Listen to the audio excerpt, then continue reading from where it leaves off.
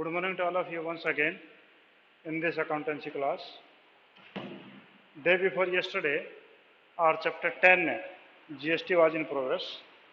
अब GST जो है वो चैप्टर हमारा चल रहा था, तो हम उसके GST के बारे में मैंने आपको बताया था कि GST is an indirect tax which is a merger of many type of the central and the state government taxes. और आपका जिसमें मैंने ये बताया था कि GST has 5 type of the slab, that is 0%, 5%, 12%, 18% and 28%. 28% ये आपके पास में थे. अब उससे रिलेटेड कुछ जो चीज़ें थी रिवर्सेबल थी, कुछ आपकी रिवर्सेबल नहीं थी, वो मैंने आपको एक्सप्लेन किया था. आज हम इसकी बातें करते हैं कि आपकी जो कैरेक्टरिस्टिक्स हैं वो GST की.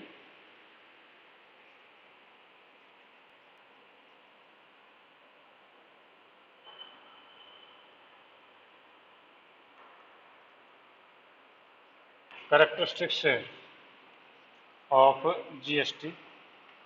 आपके GST की विशेषताएं क्या क्या हैं, कौन कौन सी आपकी कैरेक्टरिस्टिक्स हैं.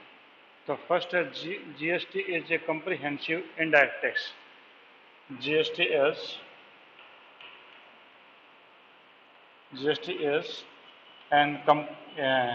as a comprehensive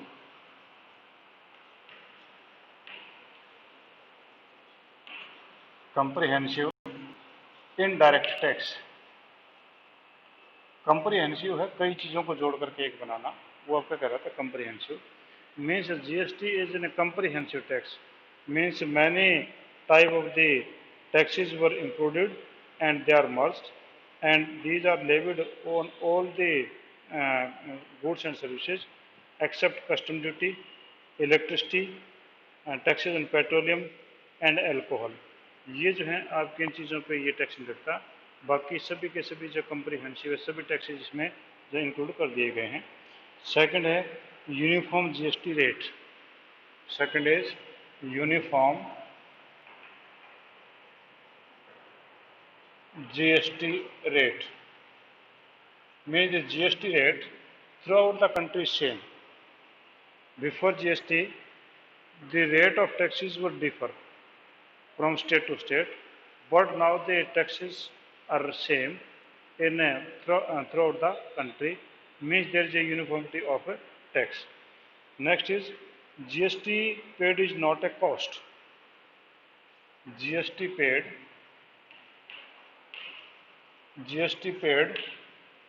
is not a cost.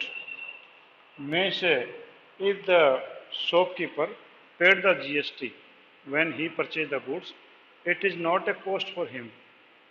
Although he pay to the manufacturer or the wholesaler, but it is not cost for him.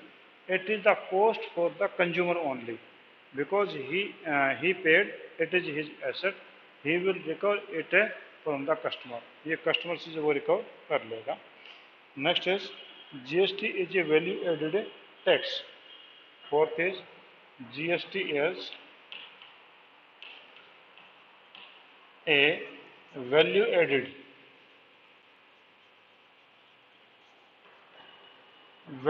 Tax. It means it is a value added tax for the consumer. क्योंकि consumer को तो lastly जो है ये value add करके इसको मिलेगा. तो आपका जो है GST एक वैल्यू एडेड टैक्स है. GST is a value added tax because GST is a paid set off against GST collected. For example a purchase sorry मैं दूसरे वे से बोल गया था कि a purchase the goods of 1 lakh and sale it to the same to be for ₹150 at the rate of 12%. तो ये कहते हैं कि आपका GST जो है उसकी वैल्यू ऐड होती जाती है. कि मान लो कि ए जो है ही purchase the goods of 1 lakh and the GST is 12%, means he paid 12,000 GST to the wholesaler or to the manufacturer. When A sell goods to B customer of ₹1 lakh goods at 1,50,000 and the tax will be 12%, it means it will have a GST 18,000. It means the 6,000 this is also a value. This 6,000 also added in GST, means the total GST will be 18,000. It mean this remaining will be also paid to the government. तो ये आपका value added हो गया कि आपका जैसे जैसे value बढ़ती जाएगी तो आपका जो जीएसटी भी साथ साथ में बढ़ता जाता है। ठीक है जी। तो ये आपके पास करेक्टरिस्टिक्स थी। पहले आपकी करेक्टरिस्टिक थी GST is a comprehensive indirect tax, means it is in comprehensive. Next is uniform. The tax rate throughout the country remains same. There is no difference from one state to another. Or GST paid is not a cost, means it is not a cost. It is paid by the purchaser. Then it is treated as an asset. He will collect it from the consumer. Next is GST as a value-added tax, means when the rate will increase, when the cost will increase, the value of the tax also will increase with itself. ठीक है जी। हाँ जी, आपका जो है objective और advantage of GST, तो GST के objective या एडवांटेज कौन कौन से हैं वो हम करते हैं। ठीक है जी। तो इसमें कोई ऐसा पॉइंट है तो आप मेरे से पूछ सकते हैं, मैं भी दोबारा से फिर एक्सप्लेन इसको कर सकता हूँ। ठीक है जी। चलो, हाँ जी, अब करके आपका जो है जीएसटी जो उसके एडवांटेज क्या हैं, तो हम कहें कि advantages of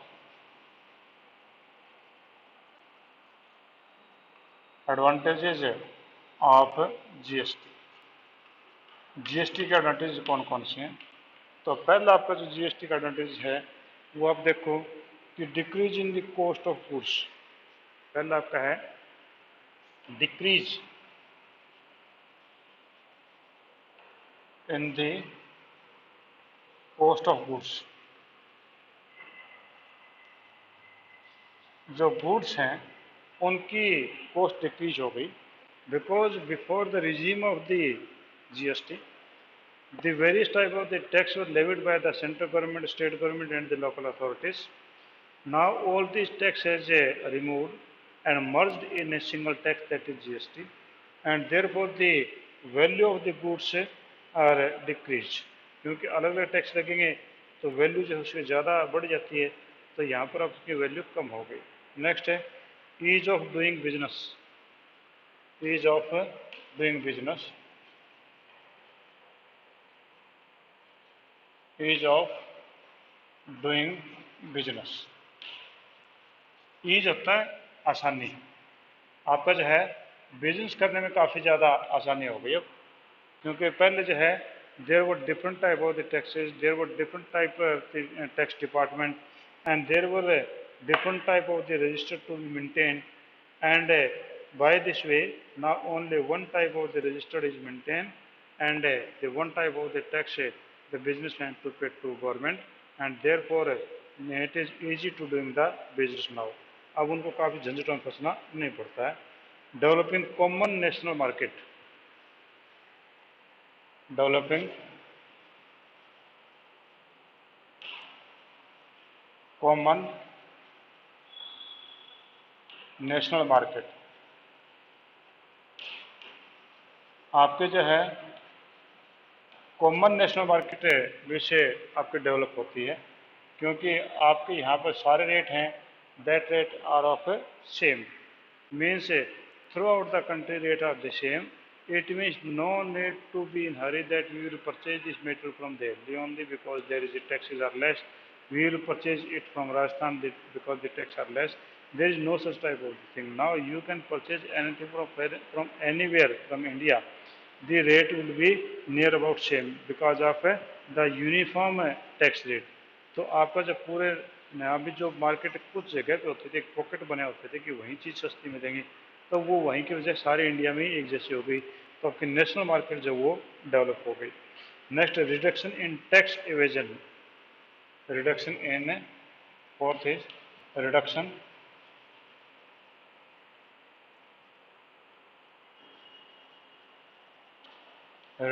in tax evasion. Tax evasion होता है टैक्स की चोरी करना या टैक्स बचाने की कोशिश करना। Now everything is in black and white, means the producer produces the goods, he keeps the report, the seller sell the goods, he keep the reports. Means अगर जहाँ पर आपका रॉ मटेरियल चला वहीं से आपका जीएसटी स्टार्ट हो गया था, वहीं से रिपोर्ट होगा, बीच में मैन्युफैक्चरर गड़बड़ नहीं कर सकता। मैन्युफैक्चर ने आके होलसेलर को बेचा, गड़बड़ नहीं कर सकता। उससे आके बेचा आपके जो है रिटेलर को, वो गड़बड़ नहीं कर सकता। इसका में क्या हुआ कि everything is now in record and therefore no chance of tax evasion. Tax की चोरी करने का संभावना काफी कम है। Goods becoming cheaper, goods becoming cheaper.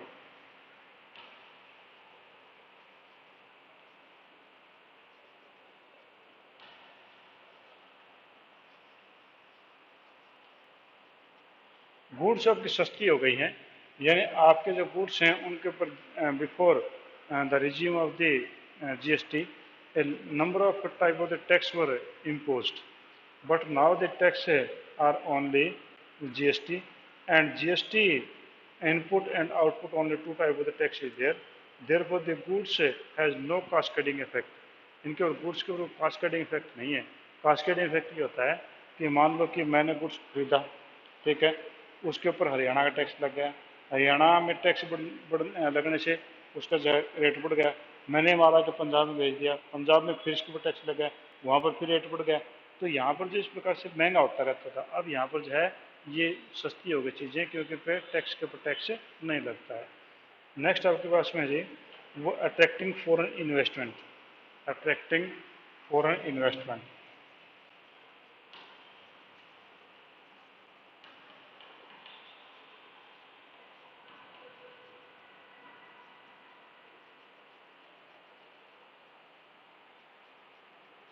Attracting foreign investment, foreign investment उसको भी ये अट्रैक्ट करते हैं, ठीक है।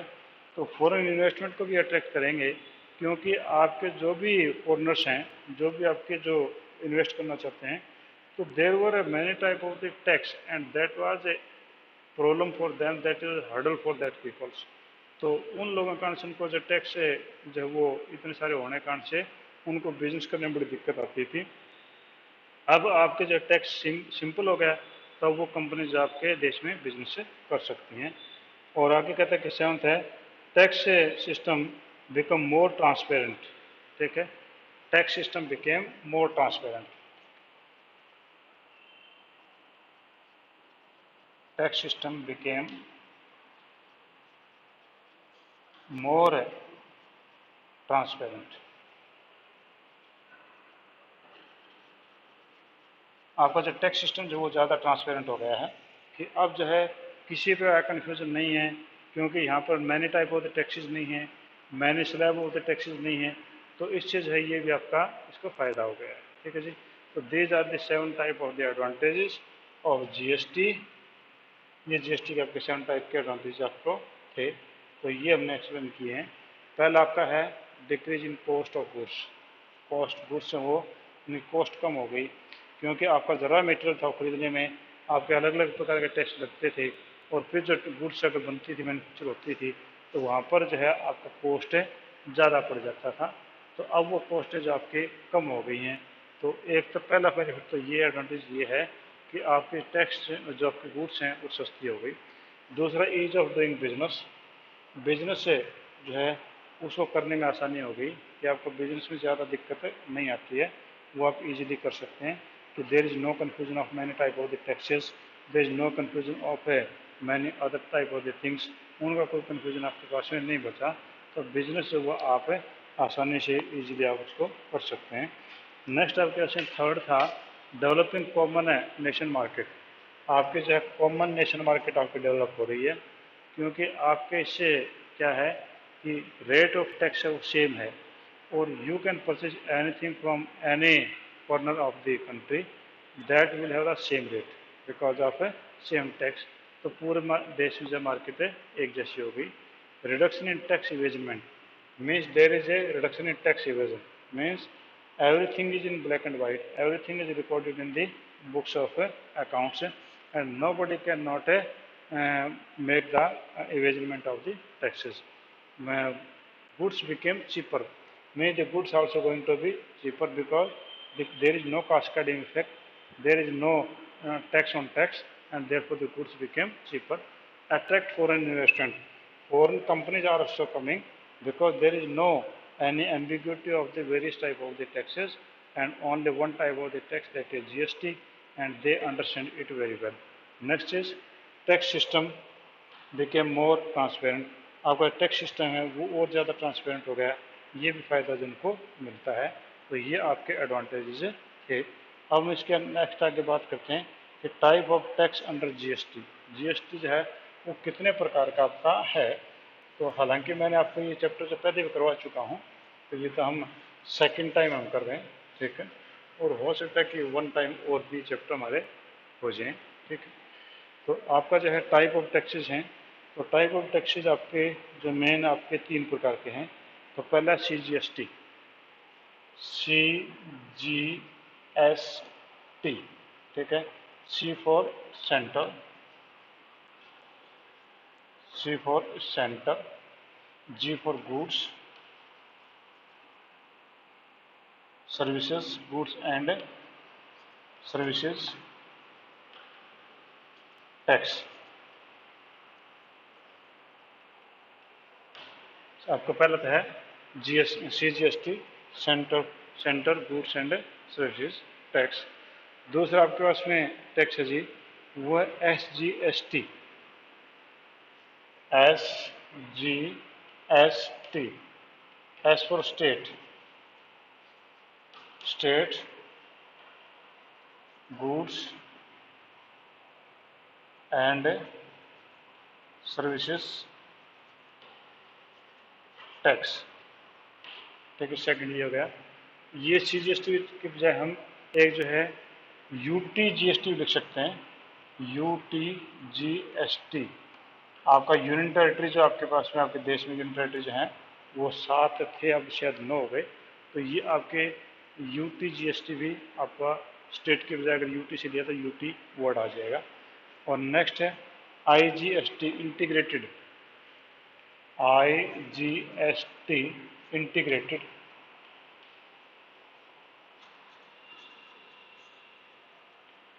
Integrated goods and services tax, integrated goods and services tax. आपके इंटीग्रेटेड गुड्स और सर्विसेज हैं उनके ऊपर भी आपका जो है ये हम इसको टैक्स बोलते हैं, या हम इसको इंटरस्टेट ही बोल देते हैं। ये 2 स्टेट्स के बीच में जो होता है वो आपका इंटरस्टेट है, या हम उसको बोलते हैं IGST, ठीक है जी। तो आपके 3 प्रकार की चीज़ें आपकी हैं। अब ये भी नोट कर लीजिए कि अगर आपका जो है IGST तो आपका एक ही बार में होता है। यहाँ पर जब आपके जो भी रेट होगा, जैसे मान लो 12% है तो 6% ये माना जाएगा CGST, और 6% आपका IGST ये SGST माना जाएगा, और GST के इकट्ठा ही 12% माना जाएगा, ठीक है। तो IGST में तो आपका सीधा पूरा अमाउंट ही होगा, और ये आपका जो सेंट्रल गवर्नमेंट का होता है, ये आपका स्टेट गवर्नमेंट और सेंट्रल गवर्नमेंट दोनों का होता है। हाँ जी बोलिए, बोलो बेटा, कुछ पूछना चाह रहे हैं? चलो हाँ जी, नेक्स्ट हम आते हैं आगे। आपका पेज नंबर 10.5 पे हमारी इसकी एंट्रीज किस प्रकार से होंगे, अकाउंटिंग प्रोसीजर कैसे होगा। तो अकाउंटिंग प्रोसीजर में देखें कि in case of interstate supply of goods and services, जो गुड्स और सर्विसेज की इंटरस्टेट सप्लाई होती है, यानी with in supply with in state है, तो विद इन सेम स्टेट अगर सप्लाई होती है गुड्स और सर्विसेज की, तो आपका अकाउंटिंग प्रोसीजर क्या होगा। तो अकाउंटिंग एंट्रीज को ढंग से देख लीजिए, बाकी ये चीज़ें तो आपको वैसे ही समझ में आ जाएंगी। If you are expert in the numerical questions then theory itself will be explained, तो थ्योरी तो अपने आप ही आ जाएगी। तो पहला आपके पास में जी इंट्रास्टेट सप्लाई, इंट्रास्टेट,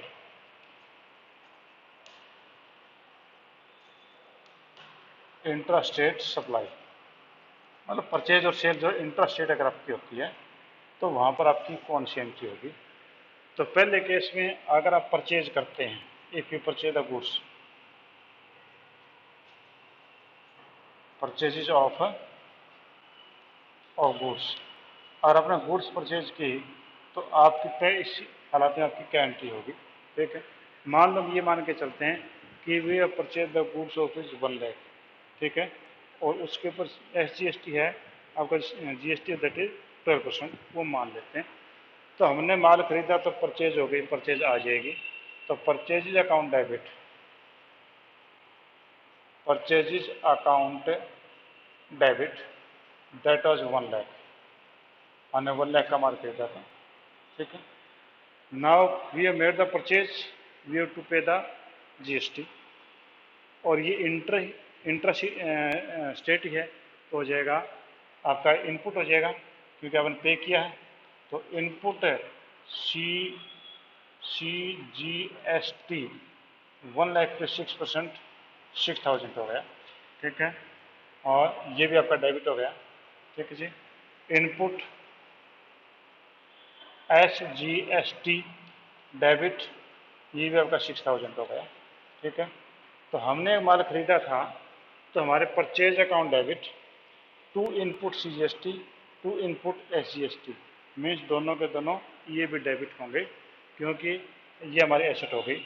और to, if you paid it through the cheque to bank, if you purchased on credit, then it will be creditor, then it will be creditor. ठीक, कितने का हो जाएगा? ये हो जाएगा 1,12,000, ठीक है। ये हो जाएगा 1,12,000, ठीक है जी। ये आपकी एंट्री बन जाएगी, और नीचे आप नरेशन दे दोगे goods purchased and tax GST paid. तो सबसे purchase account debit, input CGST, input का मतलब होता है हमने पे किया है, इनपुट CGST सेंट्रल गवर्नमेंट का पे किया, क्योंकि आपका जो 12% था इसमें, तो आपका 12% आप लेके चलें तो 6% इसका ये होगा, 6% ये होगा। तो आपका purchase account debit to input CGST, to input SGST, तो ये 6 और 6 हो गया, 12,000 हो गया।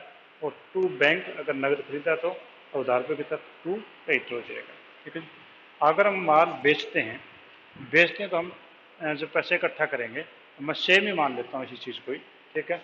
हमने जो है माल बेचा, तो बैंक अकाउंट डेबिट, बैंक या डेटर, उधार बेचा ना, तो बैंक का डेटर अकाउंट डेबिट, मान लो वो हमने बेचा है 1 लाख का, तो हमने ले लिया 1 लाख, ठीक है। मैं इसको बाद में रब कर दूंगा 1 लाख। और टू सेल्स, हमने कहता टू सेल्स अकाउंट, सेल हमने किया जी 1 लाख का, ठीक है।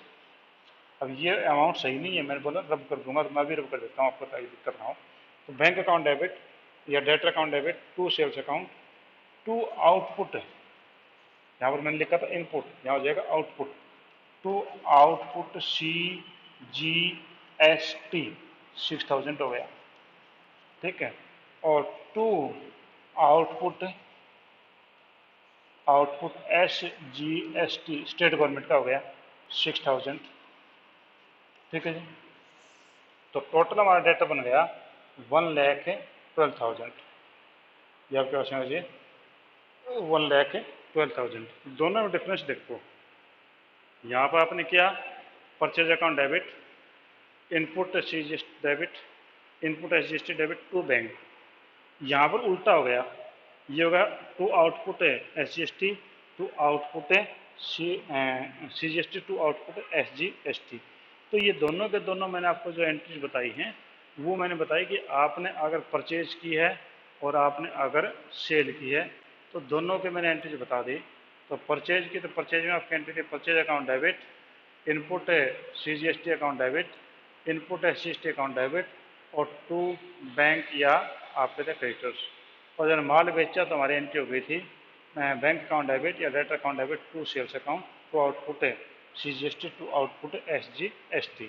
तो ये एंट्री आपकी थी परचेज से रिलेटेड, परचेज से रिलेटेड थी, ठीक है। और ये आपकी एंट्री है सेल से रिलेटेड, ये हमने की। अब नेक्स्ट कह रहा है कि अगर आपके गुड्स हैं वो रिटर्न हो जाते हैं, परचेज रिटर्न हुई तो क्या होगा? परचेज रिटर्न होगी तो इसकी ठीक रिवर्स एंट्री हो जाएगी, ठीक है। परचेज रिटर्न होगी तो इसकी एंट्री आपकी रिवर्स हो जाएगी। तो आपकी एंट्री बनेगी क्रेडिटर अकाउंट डेबिट, हमने यहाँ पर क्या किया था, आपको क्रेडिट किया था ना, तो इसकी ठीक उल्टी रिवर्स एंट्री हो जाएगी। मैं इसके सामने एंट्री कर देता हूँ।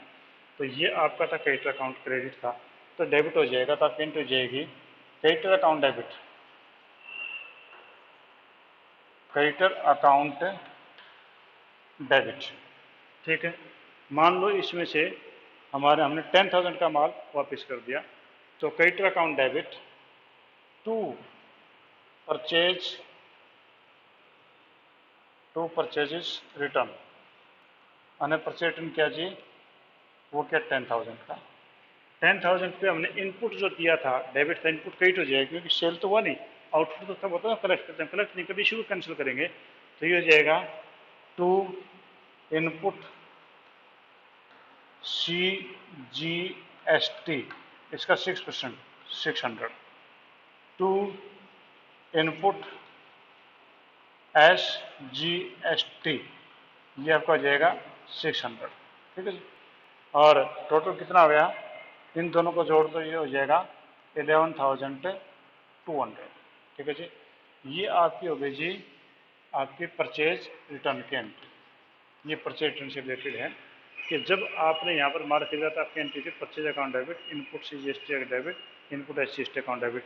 अब देखो कि वहाँ पर परचेज की जगह परचेज रिटर्न हो गया। ठीक है। और यहाँ पर इनपुट डेबिट के सारे सारे वो क्रेडिट हो गए। तो इसका मतलब ये हुआ कि आपके ये जितने डेबिट थे उसमें क्रेडिट खत्म हो, वो वापिस कैंसिल हो गए, खत्म हो गए। ठीक है। अब इसका करें, अगर सेल रिटर्न होगी तो सेल रिटर्न होगी तो इसकी रिवर्स एंट्री क्या होगी, तो सेल रिटर्न होगी तो नेचुरली हमने सेल किया था तो सेल रिटर्न होगी। तो एंट्री हो जाएगी sales return account debit, sales return debit, debit मान लो मैं 10,000 कर लेता हूँ, सेल रिटर्न अकाउंट डेबिट 10,000। ठीक है। अब ये आउटपुट डेबिट क्रेडिट है तो डेबिट कर दो, तो आउटपुट CGST डेबिट 600। ठीक है। आउटपुट SGST डेबिट 600 और टू, ये क्या था आपका बैंक का डेटर था तो डेटर का उल्टा कर दो, डेबिट का क्रेडिट कर दो, तो टू डेटर, ये आपके पास में जाएगा, तीनों को जोड़ लो 11,200, ये आपकी एंट्री बन जाएगी। तो अब आपने देखा कि यहाँ पर आपकी परचेज से रिलेटेड एंट्रियाँ थी, वो परचेज रिटर्न, ये सेल से रिलेटेड और ये आपकी सेल से रिटर्न से रिलेटेड। ठीक है। तो ये आपकी होगी सेल रिटर्न की एंट्री। ठीक है। इस प्रकार से हम एंट्री करेंगे परचेज की और आपकी सेल की एंट्री इस प्रकार से करेंगे। ठीक है जी। हम अब आगे चलते हैं, आगे हमने जो कौन सी एंट्रीज करनी है वो देखो। नेक्स्ट एंट्रीज पे आप आ जाओ जी। नेक्स्ट पे करें कि आपका फिक्स्ड एसेट परचेज्ड, आपने फिक्स्ड एसेट खरीदी हैं तो आपकी एंट्रीज क्या होंगी, तो ये तो आपने गुड्स खरीदी तो उसकी है, सेल की तो उसकी है।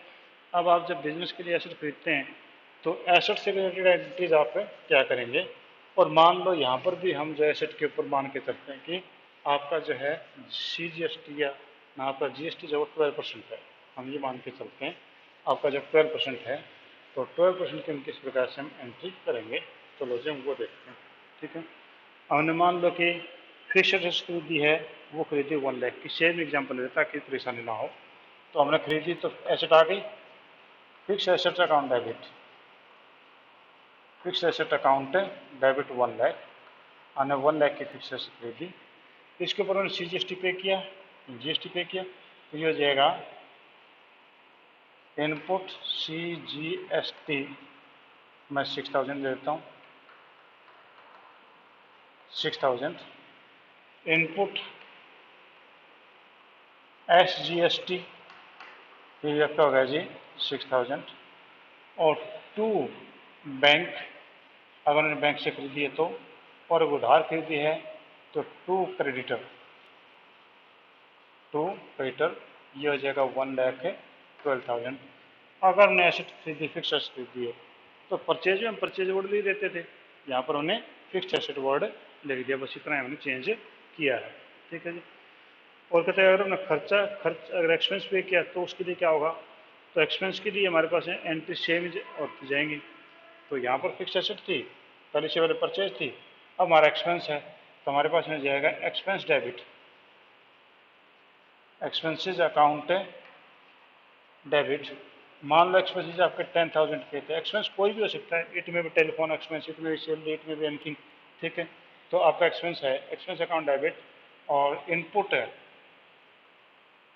इनपुट CGST डेबिट, ये होगा 600। ठीक है। और इनपुट है SGST डेबिट ये होगा 600 और टू बैंक, हमने बैंक से पेमेंट कर दी तो ये हो जाएगा 11,200। ठीक है जी। ये आपके थे फिक्स एसेट्स खरीदने की एंट्री और ये आपकी थी एक्सपेंस से रिलेटेड। उससे पहले हमने की थी परचेज से रिलेटेड, सेल से रिलेटेड, परचेज रिटर्न से रिलेटेड और सेल से रिटर्न से रिलेटेड हमने एंट्रीज की थी। ठीक है जी। तो अभी जो है और कोई अगर आपको इससे संबंधित कोई भी प्रॉब्लम है तो आप मेरे से पूछ सकते हैं। तो आज हम इतना ही करवाएंगे। हाँ बेटा बोलिए, किसी प्रॉब्लम है कोई? आने पड़ी है प्रॉब्लम?